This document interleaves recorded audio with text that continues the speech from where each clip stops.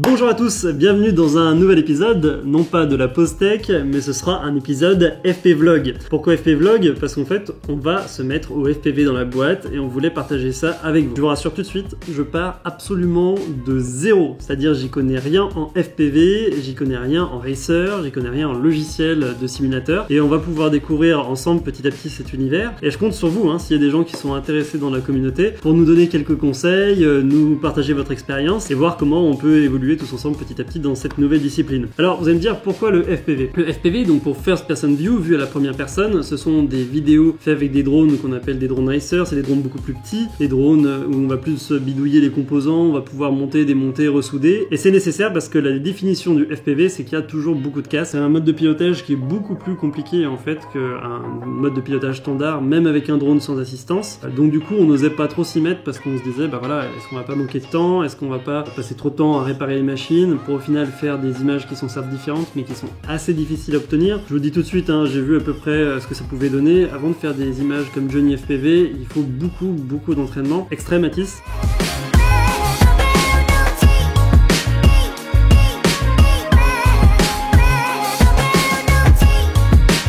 Voilà, donc vous avez vu ce genre d'image, c'est des potes, donc on va pas ambitionner de faire des images aussi belles que ça, mais déjà de prendre du plaisir en découvrant ce nouveau mode de pilotage et vous faire partager l'aventure sur un format un peu plus à la cool. On va moins préparer les vidéos, mais on va les faire vivre de l'intérieur, on va pouvoir voir un petit peu la progression au niveau du pilotage, tout ça. Et j'espère que ça vous plaira, n'hésitez pas à nous le dire. N'hésitez pas à nous dire si ça vous plaît pas non plus, c'est pas un drame, on va juste essayer de ce nouveau format là. Et c'est parti, je vais vous montrer ce que j'ai acheté déjà en matériel. D'ailleurs ça explique aussi ce pourquoi je m'y suis mis. On va tout de suite dans le bureau, c'est parti.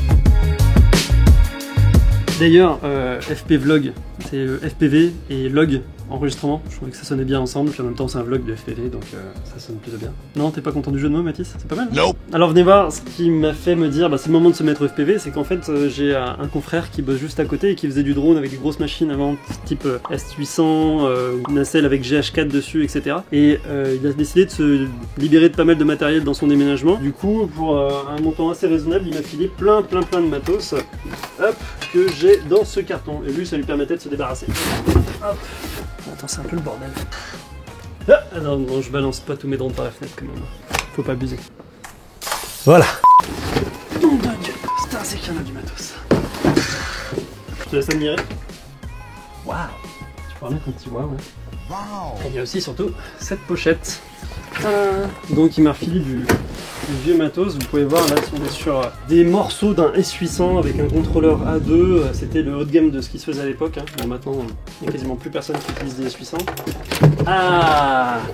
Discovery Pro, c'était un drone de la team Black Sheep. C'est une team qui fait des images en FPV, qui est plutôt active. Et ça c'était avec une nacelle à l'ancienne qui était devant le drone. C'était pas mal. Bon, je sais pas si ça marche, on va tester. C'est un NASA V2 quand même, donc c'est pas mal niveau contrôleur de vol.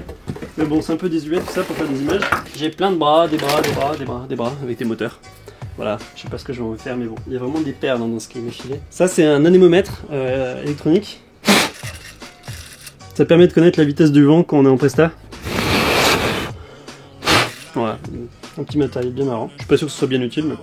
Des grosses télécommandes Futaba T14 SG à l'ancienne, ça se fait plus maintenant ce modèle, mais je pense qu'on va pouvoir en utiliser une pour le drone racer qu'on va voir après. Après il y a plein de conneries, donc je sais pas si je vais tout utiliser, mais viens voir Mathis, tu vas voir, il y a des gros chargeurs qui vont permettre de recharger des grosses lipos en même temps. On a des écrans pour visualiser en direct le retour vidéo, un pilote cadreur, avec aussi un petit avertisseur de batterie. Si la batterie est trop basse, ça se met à biper. Ouais, c'est à l'ancienne, avant on n'avait pas d'informations sur la télécommande, il fallait que ça bip pour qu'on se rende compte. Des toutes petites batteries.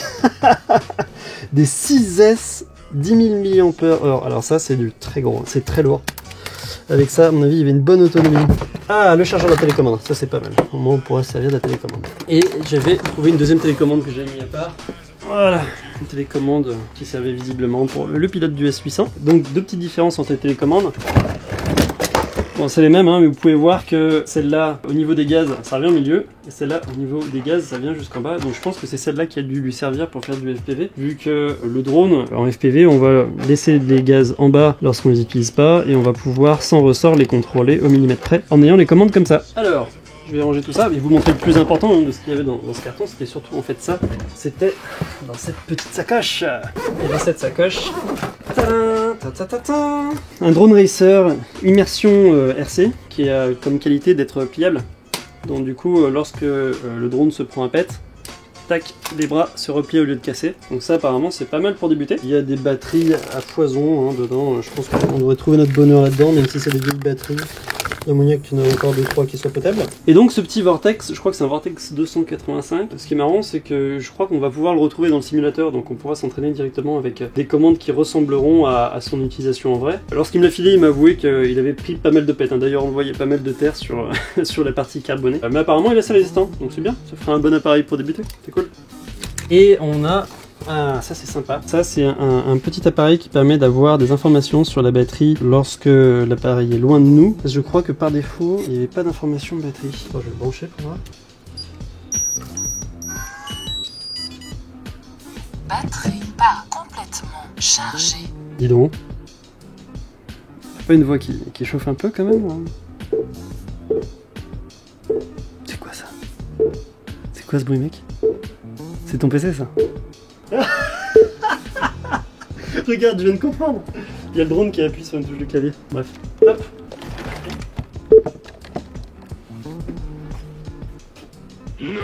Bref. Donc là, normalement, si on appuie dessus... Capacité disponible 1.54 ampères-heure en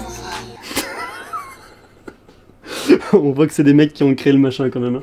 Bref, on va éteindre ça. Hop, des petites lunettes d'immersion. Donc pour ceux qui connaissent pas du tout le FPV, vous avez le signal qui part de cette antenne. Vous avez le signal qui arrive sur cette antenne. C'est un signal analogique. Donc on oublie le numérique parce que un signal numérique ça apporterait trop de latence sur le pilotage, étant donné que c'est du pilotage au réflexe. Donc du coup, aujourd'hui, le FPV se fait quasiment qu'en analogique. Et donc on va avoir l'écran à l'intérieur de ces deux lunettes, ce qui va nous permettre d'avoir une immersion complète lorsqu'on va voler. Donc voilà, faudra tester. Hein. C'est du matos que je récupère là, donc je sais pas du tout si ça marche, comment ça marche. Écoute, ça a l'air de marcher, hein. On voit un truc dedans. Bon, avec les lunettes, bien sûr, ça marche pas, hein, mais... Voilà, je vois un écran, c'est déjà pas mal. Ok. Et donc ce qui va nous intéresser dans un premier temps, c'est de faire du simulateur. Pourquoi? Parce que il m'a été très chaudement recommandé, avant de se lancer avec un drone en FPV, de faire du FPV sur simulateur, sur PC, en branchant une télécommande directement au PC. Donc du coup on va prendre cette télécommande juste là, et on va essayer de la brancher au PC. Allez, on va passer en mode trépied, et on va passer sur ordinateur maintenant. A few moments later. Ok, donc du coup on va essayer d'appareiller cette télécommande avec ce PC. Bon, je vous l'annonce tout de suite, hein, on l'a déjà fait avant de tourner cette vidéo. Pourquoi on l'a fait avant? Parce qu'en fait c'était hyper galère. C'est une vieille télécommande, c'est une Futaba 14SG comme je vous ai dit tout à l'heure, qui est plus vendue. Donc du coup il n'y a pas de port USB dessus, hein, ça se faisait à l'ancienne. Donc j'ai acheté plein de câbles, mais vraiment plein de câbles pour essayer de la connecter. Et ça a été assez compliqué de trouver une solution. Donc en fait sur cette télécommande il y a une sortie accompagnateur. En fait c'est pour mettre une deuxième télécommande qui puisse prendre le contrôle sur une télécommande élève par exemple s'il fait n'importe quoi. Et donc du coup j'avais pris un adaptateur qui allait jusqu'à un S-Vidéo, c'était apparemment ce qui était recommandé, du S-Vidéo rebranché dessus pour sortir en USB. Il y a 7 adaptateurs. En fait ça n'a pas du tout marché, hein. J'ai acheté tous ces câbles pour rien. Mon collègue en question m'a filé un câble avec un adaptateur RJ45 en sortie de ce port instructeur qui rentrait directement en USB. Ça a pas marché non plus. Donc au final j'ai pris un adaptateur en mini jack avec la sortie professeur. Ça m'a permis de le brancher sur la prise micro de l'ordinateur et via un logiciel qui s'appelle Smart Propos Plus, je crois que c'est à peu près ça la prononciation, on va le vérifier tout à l'heure. Ça permet de comprendre via l'entrée micro les signaux qui sont envoyés par la télécommande et du coup de le réinterpréter en commande de jeux vidéo. C'est la seule solution que j'ai trouvé qui a marché pour moi, donc il faut obligatoirement que j'utilise avec un PC qui a une entrée micro. Ça c'est parce que je récupère du matériel, hein. Si vous commencez au FPV, on m'a conseillé plutôt les télécommandes Taranis. Il y a la X7 et la X9D+, qui sont deux modèles aux alentours de 100 € et 200 €. Ça marche très bien, hein, parce que j'ai un copain qui est venu me faire essayer un simulateur une fois avec une Taranis. Il l'avait juste branché en USB au PC, ça avait tout de suite reconnu et il n'y avait pas eu de soucis. Donc voilà, c'est un peu galère avec le vieux matos, mais avec les Taranis, normalement, il n'y a pas de soucis. Et apparemment, on m'a recommandé les Taranis parce que le récepteur qu'il y avait sur le drone FPV était moins cher. Les Futaba sont plus chers que ça. Donc apparemment, c'est plus sur ce matériel qu'il faut se destiner si jamais vous commencez. Mais bon, nous, on va faire avec ce qu'on a, hein. Et puis, on va brancher ça directement. Donc alors, une fois qu'on a branché ça à la prise micro, on démarre le logiciel qui s'appelle Smart Propos Plus. Voilà, donc moi j'ai bien paramétré déjà. Il faut bien vérifier que dans vos entrées audio, vous ayez bien que l'entrée audio en question qui soit ouverte. Parce que si vous avez par exemple... Ah bah elle est tombée derrière. Si vous avez par exemple une webcam qui a une entrée micro elle aussi, ça va brouiller le signal. Donc il va vraiment qu'il n'y ait qu'une entrée micro qui soit ouverte et c'est celle que vous allez utiliser pour la télécommande. Donc là vous pouvez voir avec Smart Propos Plus, on a en bas une petite ligne qui s'appelle VJoy Monitor et ça permet de voir qu'effectivement quand je bouge le joystick, ça bouge bien de manière linéaire. Il a trouvé tout seul quel était le paramétrage de télécommande qui était le mieux. Là, on voit que ça marche, nickel. Donc on va lancer le simulateur. De ce qu'on m'a dit, le meilleur simulateur sur le marché s'appelle Liftoff. Je l'ai acheté, ça vaut 20 € à peu près. Et encore une fois, hein, on m'a conseillé, reconseillé de faire beaucoup de simulateurs avant de démarrer le drone. J'ai un copain qui a démarré le FPV il y a pas longtemps. Il était un peu trop impatient, lui il a démarré directement avec un drone. Je crois qu'il en est à son 3e drone déjà. Bon alors t'es en plein tournage de vidéo là, je suis en train de faire ma première vidéo sur les FPV. Rappelle-moi, t'en as pété combien toi déjà? En pilotage, j'en ai pété 15, mais après le reste, c'est de la mécanique, quoi. Et t'en as du coup brûlé combien? J'en ai pété 2. Voilà, on va préférer faire un peu de simulateur avant, donc je vais m'entraîner je pense au moins 2-3 vidéos sur le simulateur, puis après on verra ce que ça donne avec le vrai. Ou alors je vais être impatient comme tout le monde et je vais planter mon premier drone, c'est possible aussi. Ok, donc je vais paramétrer la télécommande, donc vous allez dans options, contrôle, manette, et là vous vérifiez que votre manette elle réagit bien en fonction du drone que vous avez à l'écran. Donc là voilà, on peut voir, hop, le drone bouge et tout ça, nickel, ça fonctionne, très bien. Sinon vous allez dans calibrer, bon, je vais pas vous faire toute la procédure, hein, sinon ça va être chiant. Donc ça y est, on va enfin se mettre à piloter. Alors, on va faire du vol libre pour commencer, hein. Je vais pas avoir la prétention de commencer direct avec une course. Donc je pense qu'on va prendre le niveau premier, ça doit être celui que les débutants connaissent le plus. J'essaie de me mettre à peu près en condition, hein. C'est-à-dire que je vais me mettre comme si j'étais debout et que je devais piloter comme ça. Alors j'ai essayé vite fait un simulateur avant de commencer cette vidéo et j'ai trouvé que la position la plus naturelle, là où je pilote d'habitude, un DJI comme ça avec les pouces, bah finalement j'étais plus naturel comme ça avec le bout des doigts. Bon, alors je sais pas si c'est commun aux autres pilotes, mais je me sentais plus précis sur les joysticks comme ça. Bah ça tombe bien, regardez, il y a mes paramètres qui sont encore enregistrés. On va prendre le même drone que celui que j'ai en vrai, c'est-à-dire le Vortex 285 précisément. Allez, petite animation d'intro. Et puis c'est le moment de vérité, hein? On va voir si je peux m'en sortir bien. Oula. Allez. Ok, donc là je vois rien, tout va bien. Ok, nickel. Je pense que ça va être très très long. Ok. Ok, je sais plus du tout où je suis. Ça a l'air hyper compliqué comme pilotage.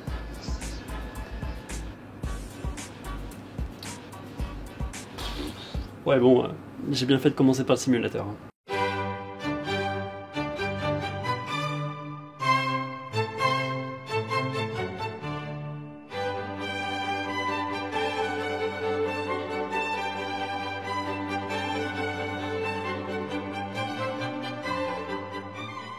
Bon, je commence à comprendre un petit peu les choses, c'est assez complexe, vraiment. Bon déjà il faut gérer les gaz comme un pilotage en mode manuel comme on ferait avec un mini drone, hein, ça y a aucun problème. Par contre, ça change complètement mon pilotage de l'habitude parce que là où avant, quand je faisais une assiette sur la gauche par exemple et que quand je lâchais ça revenait stable, là en fait l'assiette elle continue d'aller sur la gauche. Donc en fait tu dois constamment, en permanence, corriger l'assiette du drone, c'est super chaud en fait. Pareil pour l'assiette avant, non seulement l'assiette va rester en avant et il va falloir la redresser manuellement pour qu'elle revienne en arrière, mais en plus du coup tu perds de l'altitude qui n'est pas compensée par le contrôleur de vol de ce que tu vas en voir. On est vraiment sur le mode de pilotage le plus compliqué que j'ai eu à avoir jusqu'à maintenant. Je pense que y a qu'un remède, hein, c'est faut s'y mettre et puis on va bouffer quelques heures de simu puis on va voir ce que ça donne. Alors par contre j'ai remarqué un truc marrant, c'est que d'habitude pour les consoles je suis pas du genre à orienter la manette comme ça, mais là ça doit se voir sur ma gueule, je suis comme ça tout le temps à chaque fois que je veux piloter. C'est frustrant de pas arriver à faire ce que je veux faire, du coup ça se ressent sur le faciès.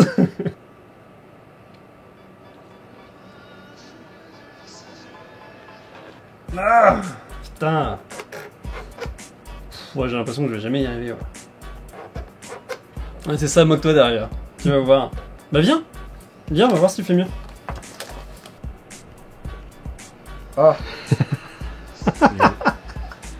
Ah, on fait moins le malin maintenant. Hein. Ok, objectif, un temps de vol de plus de 15 secondes. 15 secondes. Allez, 15 secondes. Vas-y.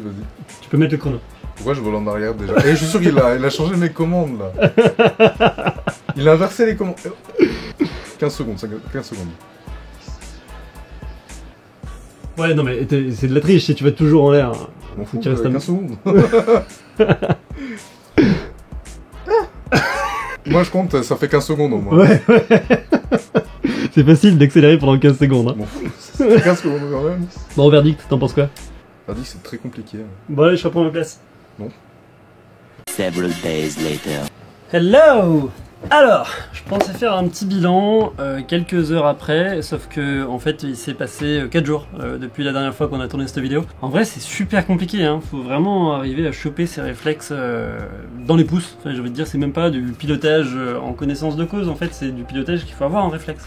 Faut vraiment comprendre comment ça fonctionne. Pour faire un virage correct, genre il faut à la fois activer les deux, faire une rotation et faire un glissé en même temps, donc c'est vraiment hyper complexe. Mais au bout de 4 jours, je suis à peu près content du niveau que j'ai chopé, donc je vais vous montrer un petit peu comment ça a progressé, puis à vous de me dire si vous connaissez en FPV, si je peux prendre le vrai drone ou pas, je sais pas, on va voir.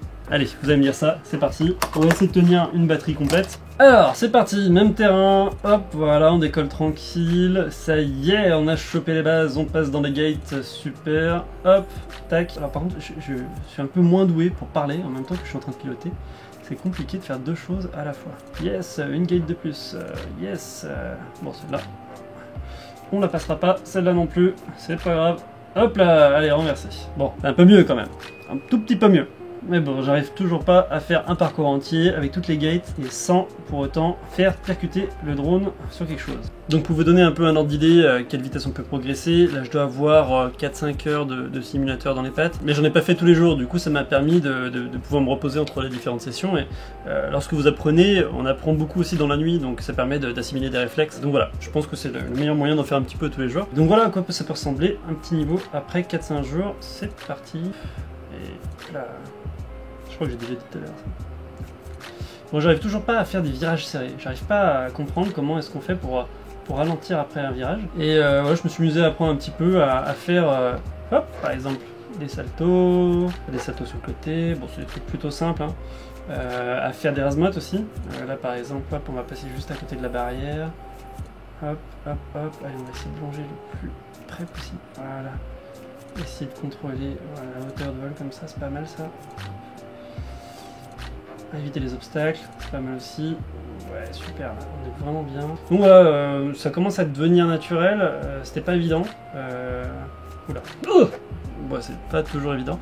Et bon, je pense que sans trop prendre de risques, je peux commencer maintenant à faire des vrais plans avec le gros. À voir, à voir. Je pense que je vais bientôt me lancer. Finalement, ça va peut-être pas attendre 2-3 vidéos avant de passer du simulateur jusqu'à la vraie pratique. Il y a un niveau que j'aime bien, le niveau que j'aime bien, c'est celui à Hanovre. C'est un niveau un peu plus urbain où on s'éloigne du two gate. En fait, moi de toute façon, je m'en fous, je veux pas faire de course. Tout ce que je veux faire, c'est des jolies images. Et ce niveau s'y prête plutôt bien, c'est le niveau de Hanovre. J'ai remarqué aussi que si on change de drone sur le simulateur, le pilotage change complètement. Donc là, jusqu'à maintenant, j'étais avec le Vortex 385 que vous voyez à l'écran. Vous avez vu, c'est bien ressemblant hein, par rapport au modèle que je vous ai sorti tout à l'heure. Là, je vais prendre le modèle le plus puissant. C'est... le Metal Danny, le Vortex Pro 264. Et c'est beaucoup plus facile de piloter avec cette frame. Je pense que je vais vite me lasser de l'autre s'il y a de tels écarts dans la vraie vie. Celle-là est beaucoup plus réactive et du coup, on fait des choses beaucoup plus chouettes. Bah écoutez, c'est parti. Je vais vous montrer un petit peu si je faisais des plans aujourd'hui sur cette map-là, qu'est-ce que ça donnerait. Alors, hop, voilà. Des petits loopings, des choses comme ça. Tac, on progresse doucement pour éviter les obstacles. J'ai un vieux freeze sur mon écran. Hop.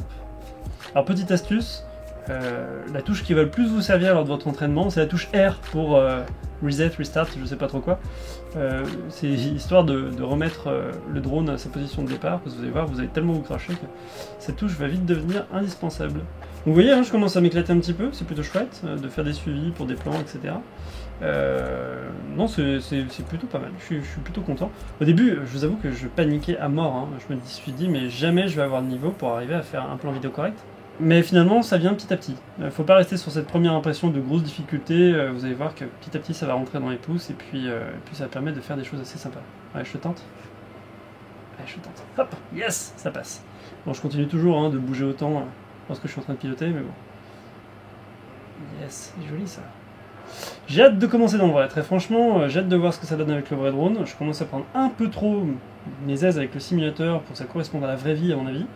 Donc du coup, j'ai hâte de commencer. Allez, rien que pour le plaisir, Mathis aime bien faire des petites dubsteps sur les vidéos. Alors je vais essayer de faire 2-3 figures, et puis on va essayer de faire des images un peu sympas. Allez, c'est parti.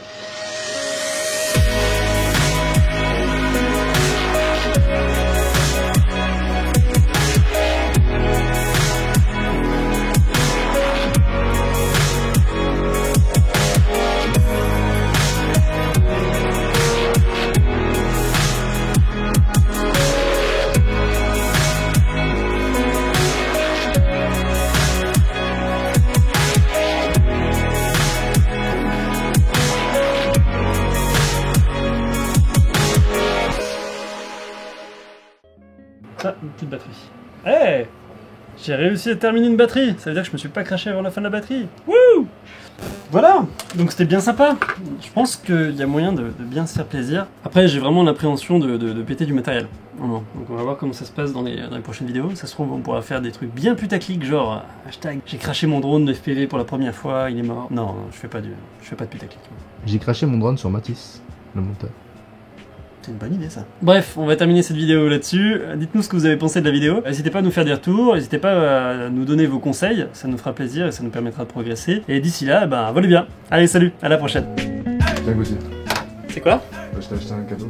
CMB, tu dis? Ouais. Je connais pas. Bon, c'est cool, fallait pas m'acheter de la marque, hein. C'est sympa. Non, mais t'inquiète. Mais CMB, ils font d'autres slogans que énorme ou enfin, ils écrivent toujours énorme sur un t-shirt CMB, non?